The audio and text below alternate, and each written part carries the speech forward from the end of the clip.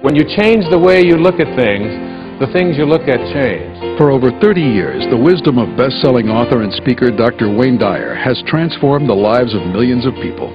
Self-realization means that we have been consciously connected with our source of being. With more than 55 million books published in over 48 languages, his message touches all generations. When you trust in yourself, you're trusting in the same wisdom that created you. Join Dr. Dyer for an exhilarating exploration of the power of intention, the force that provides each one of us with infinite potential next.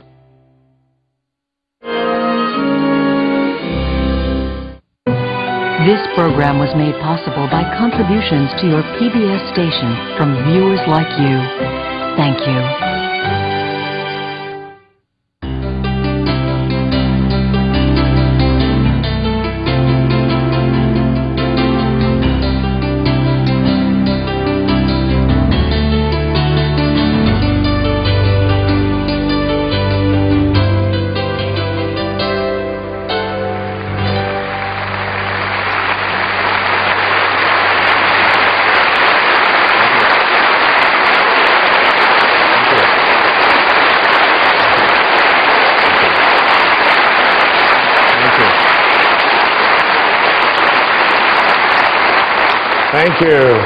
Thank you. Wow, what a beautiful place. So nice to be here, the Majestic Theater in Boston. The subject of this special that I would like to present to the world is called the power of intention. The word intention, usually when we use this word, it has sort of a connotation meaning nobody's going to get in the way. I intend for something to happen. I'm going to make this work no matter what. Regardless of whatever opposition I encounter, I intend to make it happen. It's like being a pit bull who's got a hold of a tire. Have you ever seen that? And they're just not going to let go. I'm going to have this pit bull attitude that I'm going to make something happen. That's what intention is. I'd like to offer here to you something that may change the way you look at things completely in terms of this idea of intention. Rather than thinking of intention as something that you are going to do, because the implication behind that is that this is the ego. This is the ego at work, and the part of me that says, I am going to make it happen. I've come to a place in my life now at the age of 63 where I finally realized that I don't write the books, that there's an energy that is working through me. Whether you call it source or God or spirit, it doesn't make any difference what you call it.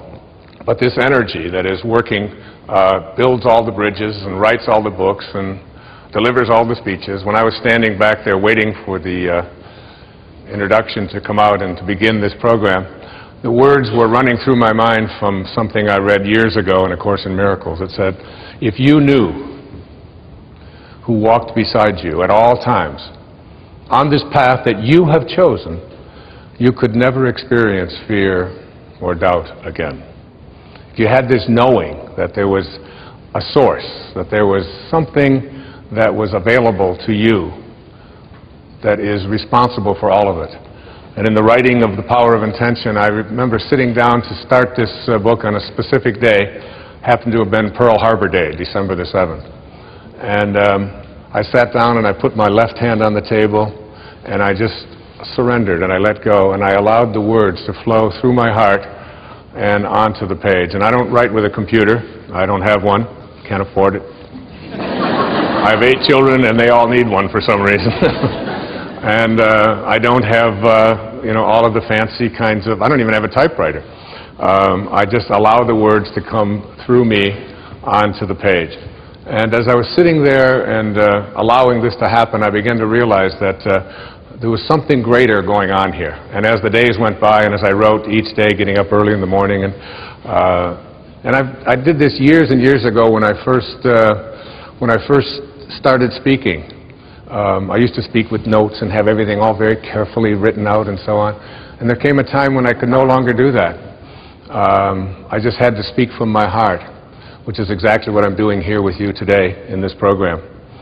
And when you surrender to this, when you begin to allow this force in the universe to work through you, you begin to realize that everything that shows up here in this world shows up from a source, from a place, from an energy, from a field, whatever you want to call it, and that we and these sort of piddly little egos of ours that believe that we're so important, and whether I get it done right or whether I don't, or whether I get it done on time, or whether he does it or she does it or whatever, all of these details become almost something that occupy too much of the energy of our lives.